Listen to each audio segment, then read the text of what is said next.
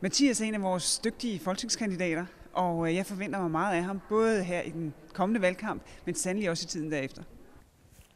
Hej, jeg hedder Mathias Krydsbøl Sørensen, og jeg er folketingskandidat på Fyn for Radikale Venstre. Min vision handler om et velstående Danmark med frihed til forskellighed.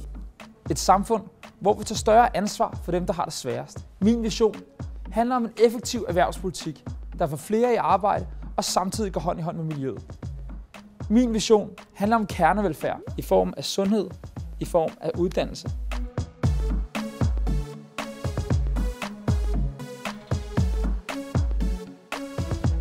Det er vigtigt med et velfungerende sundhedsvæsen i Danmark, der sikrer os alle et langt og godt liv.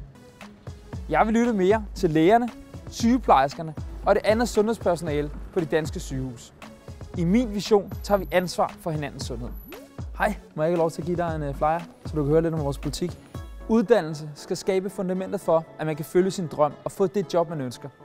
Vores samfund skal give mere plads til efteruddannelse, så vi får alle ind på det rette spor. Uddannelse er en livslang investering, der ikke må stoppe, når man forlader folkeskolen.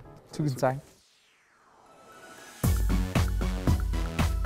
Det kræver benhårdt arbejde at få Danmark økonomisk tilbage på sporet og finde det tempo, der sikrer, at vi ikke løber for hurtigt og bliver udmattet, men samtidig, at vi ikke løber for langsomt og sakker bagud.